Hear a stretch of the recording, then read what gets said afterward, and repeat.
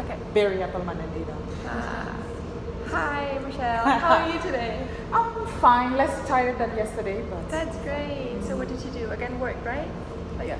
Yeah, work again. So how else? Like, what can I do for you today? What is on your mind? Oh, what is bothering me? So today, it was the first time in 2 weeks that I wanted to quit again. Oh, okay. What do you mean by that? I really think that I'm not happy at my job. I really noticed that I'm not happy at my job. I'm in New York, but my colleague really annoy me. So yeah, I'm not happy. So yeah. What is happy for you? Like, what is? So I'm working in a law firm, and I'm dealing with a lot of people who are not attorneys. And sometimes we have two particular colleagues who have the tendency not to act before they think. So I do my best not to snap back because I can be really petty when I want. I do my best, but today I was like, at some point I was like, please, before you send me an email, read. That's it. But I do not like to be petty like that because we're supposed to be a team, and something is not working in the team. Yeah. How would you describe a team? Like, what for you is a team? So for me, as a team, it's really collaborative. It's really like being together, like in sports. In sport, it's really collaborative in order to go to the same goal. So really, we play together in order to achieve something, to achieve the same goal. Mm-hmm. So, for example, to take the case of today, we had I'm working a lot with Europe. So I'm the only one who's European in my team. I'm the only one who's an attorney in my team. And I'm the only one who's a lawyer. Oh wow. So it's true that as a European, we have a certain mindset, a certain way of doing things. And so we have this issue with the case in Spain. And the client is really snappy, pressuring. And at some point, I sent an email saying that, okay, I do not really understand. I understand what is happening, but what was that email to your colleagues or to the client? I send the email to the client and to a network partner because we have the time. We have the time difference to a network partner in order to understand that okay, there's a misunderstanding somewhere. I'm not really familiar with the labor law in Spain, so my understanding is that are you available tomorrow for a call? Okay. And my colleague sent an email like, yes, you need to schedule an appointment ASAP regarding that case. I didn't answer. Not to be bitchy. I didn't answer. But after he resent an email like, no, but she doesn't understand anything, the local partner and things like that. And I'm like, yeah, schedule a call tomorrow. And I was like, hi, kindly scroll down the email and you will see that this call has already been scheduled and she cannot attend the call because she's busy. So she's snapping, but she doesn't take the time in order to. So she is the client, not the local partner. So I wanted to do a conference call between the local partner, the client, and myself in order also to understand what is needed because maybe next time in another file I will need it. And basically the client said to me, I do not have time, fix it. And I was like, okay, but I was like, okay, so here are a question that she wants you to the client that the network partner wants you to answer. And he sent me this kind of email like, and I'm like, you're in copy of all the email. Just read. Yeah. Transferring that example that you brought up about collaboration, how would you wish the situation to develop? I would have read my email first. In fact, I would have loved for him, instead of answering to everybody and put everybody under Mama's in copy, that maybe he Skyped me or he sent me an email asking me, okay, what is currently happening? What did we do wrong? or do you understand what is happening? How can we solve that? And this particular colleague is really client oriented, but the issue is that even when the client is irrational, it enters into irrationality. And for me, sometimes it's like, whoa, you're not helping doing that. You know, you're disrupting in a bad way. Yeah. So yeah.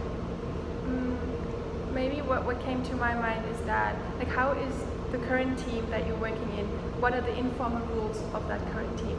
What do you can you informal rules clarify? is just, it's not that somebody's written down, okay, we meet every Monday at 8 and talk about it, but people like, oh yeah, every Monday we kind of go to the same lunch breaks.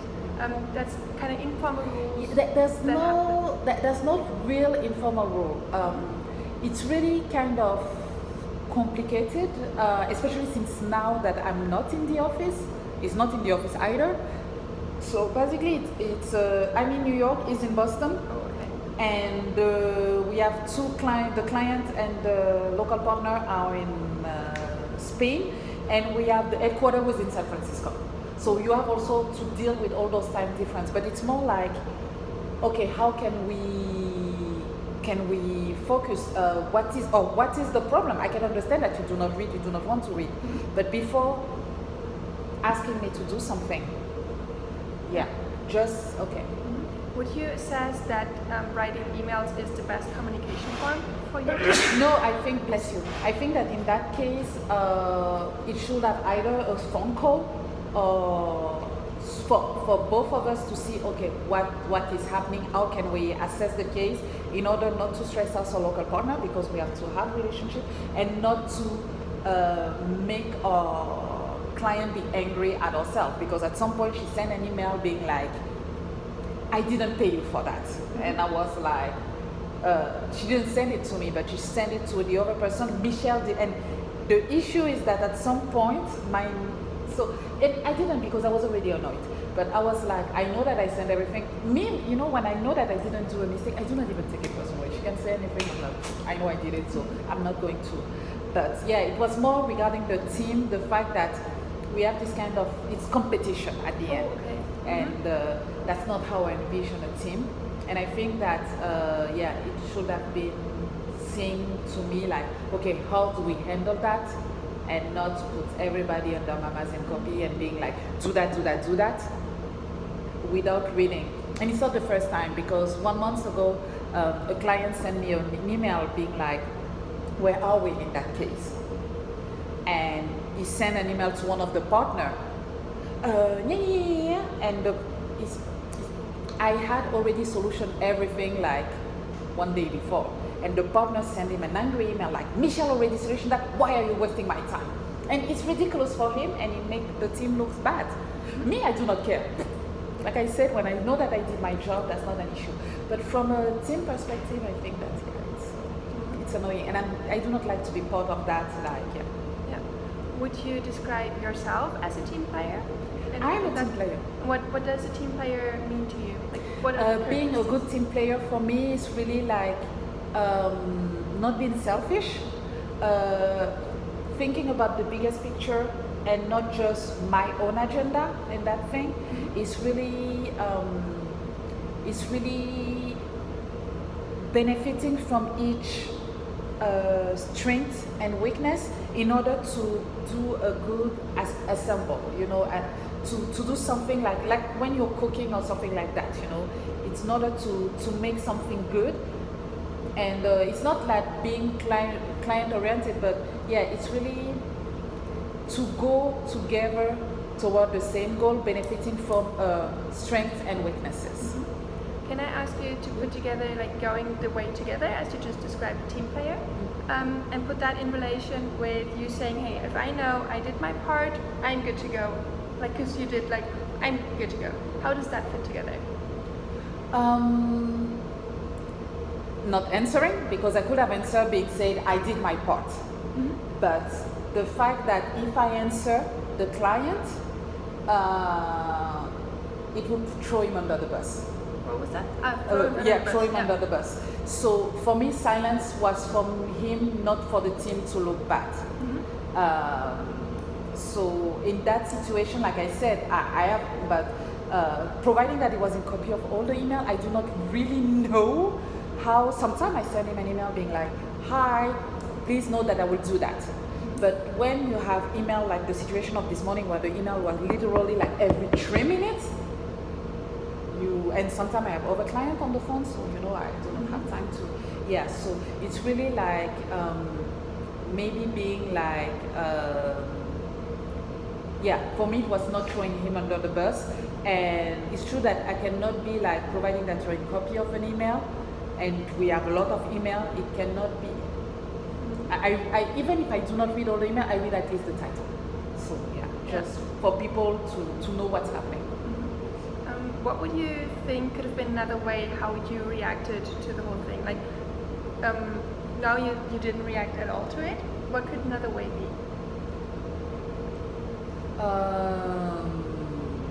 Good question. Really, I do not know. I do not know what will be in that particular case, how to react. I told the case of I do everything, so in that, how to react and not make the team look bad. Could it be, just as a suggestion in that case, to get the team together online, with all the different places you mentioned, and then ask, hey, this is me, this is the situation, I felt uncomfortable, so expressing your emotions, and how would have you liked me to react? So that you would open up the conversation. Maybe if you would have said something, because you thought in his perception that you were throwing him under the bus, maybe it would have just opened the perspective open to it, would have opened a conversation. Maybe he didn't perceive it as throwing him under the bus. What is your thinking? He was thrown under the bus anyway. So he threw himself under the bus, unfortunately. But yes, indeed, opening myself more. But I think that unfortunately, I'm at a point with that team where sometimes I'm like, hi, please note, hi. But I think that some people in the team are, when you have people who are like really wants to be the head of the class, be super well seen, so whatever they want to shine. So even though you say that, the mistake will be done after. Okay. So yes, I think that also from a cultural standpoint, there are a lot of things that we do not see the same. Okay. And I remember one time I told them that as American, they have to also understand in the team that things are not done the same in Europe, and put themselves into the shoes. And sometimes we had another thing that we have a meeting today that a partner was waiting for something that is not done in Belgium, and he was pressuring me. And I sent him an email, hi, it is not done in Belgium, you cannot do like that. Yeah, but do that. Again. Okay, I will ask the question. I will appear totally stupid, but I will ask the question. I asked the question, and the guy was like, no, it's not done. And I was like, okay, so you have the confirmation that it's not done. Yeah, but you have to find a solution to do that. And he said, because in the US we do that. Not in the US. So yeah. How would you assess the success of an intercultural meeting or like a training, like not inside your company, but maybe getting an executive from outside the company who is an expert on that into the company and talking about this? Like, because sometimes it's the priest from the other side helps you better realize then, yeah, but I am European, I know we do things differently. Then, like, sometimes you don't see the truth that's right before your eyes. How would you assess the success of that one? Oh, good question, but difficult. I think that like in every team we also have to get a little bit of humility, but it's individual or personal work. And yes, and also the awareness that we are different. And when you have sometimes, and not, but you have people that think that are better, so it's difficult to make them see that maybe like Kendrick Lamar say, be humble. Okay. Yeah. So yeah, maybe indeed we need somebody exterior, but sometimes it can be complicated to to have people listen to somebody exterior, especially when they think that they are the best. Are there other sources you could access close to your team to bring in that external person? Oh yes, I tried. Yeah? So it's no need, no... No. For example, the call that I suggest today was indeed because she's Spanish. I'm French. He's American. Those two are Spanish. So if they collaborate together and she explain her point of view, even for me it will be a learning curve. Yeah. But still no answer. Yeah. Okay. How do you think you will proceed in that topic, or is it really doomed to failure? Like what is your next steps that you wish to do? Besides quitting? Is that the final thing that you want to do, or is there anything else you could imagine where you're like, now I do not see myself in that company anymore. I'm not. No, it's really like every other day I'm like annoyed by what I'm seeing, because I'm like, you are literally, and today we were talking about it because our manager told him, you do not know how to communicate. So yeah. Going forward from that point, okay, quitting is the thing. How do you think that experience shaped you into a better employee for the next company? Oh, it taught me patience. It taught me what I want. It taught me what I like, and this experience in Dallas really taught me my value. My value, not that I'm the best, but not seek validation in some other people thing. And it taught me also, I think, that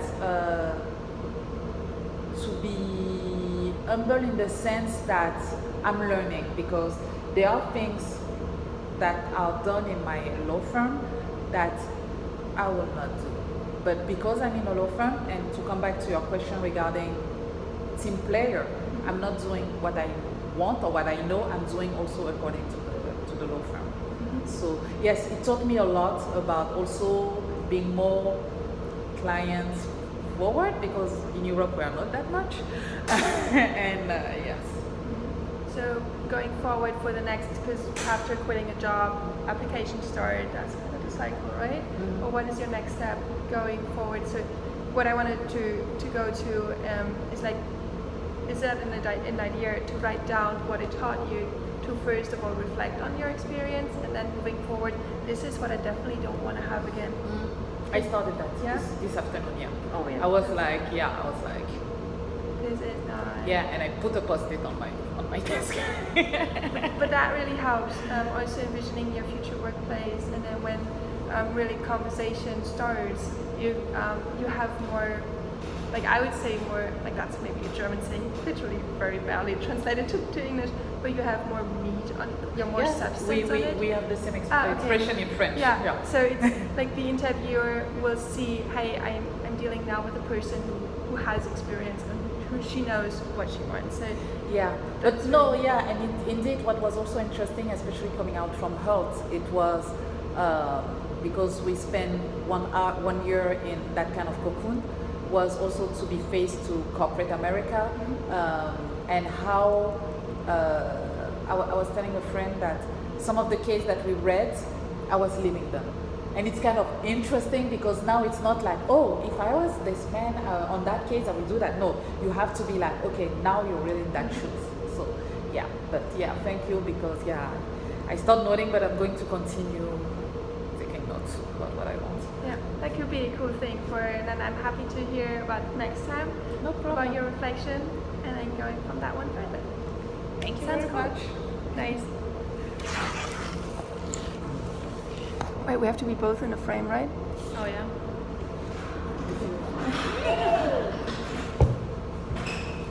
Bit more. You have to come closer.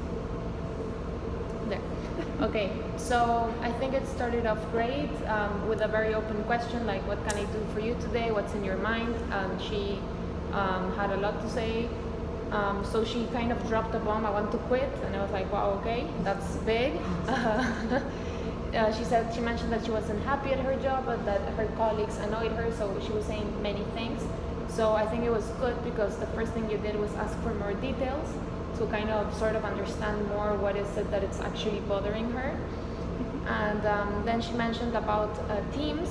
So you asked her, how would you describe your team? And I think you were really, now there's like 4 questions that you really tackled because you were really asking for things. Maybe for you it means something, for her it means something else. So she described what a team is for her, and then described the situation that was annoying her.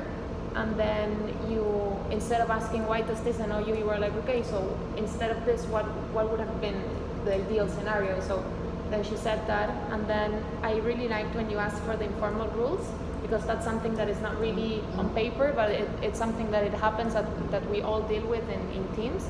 So so it was really good. And then regarding the email, then you were like, okay, because this looks like there's sort of a miscommunication, and she was mentioning that the phone would work better for her. And then it was good because you challenged her at the same time, because she was saying what she thought, and then you asked her if she was a team player and what does this mean for her.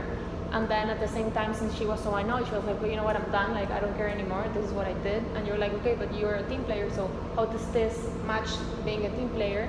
And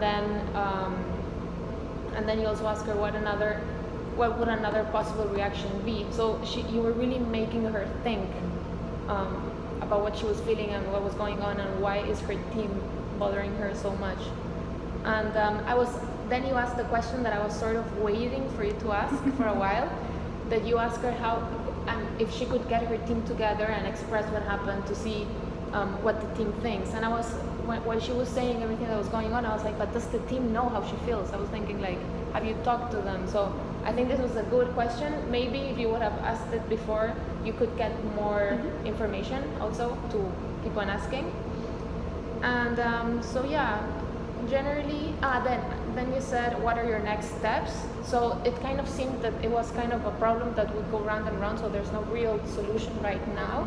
So instead of just being angry at what's happening, you're like, okay, so based on this, what are you going to do next? So kind of put her mind in a more positive environment and think like, okay, once this is done, what am I going to do that makes me happier?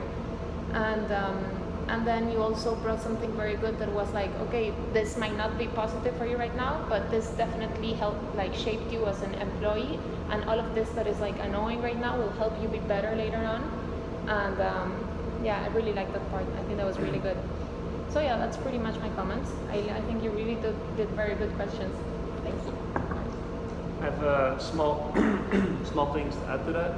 I completely agree with what you just said about the interview. Was really great, but be a little bit worried about the close questions.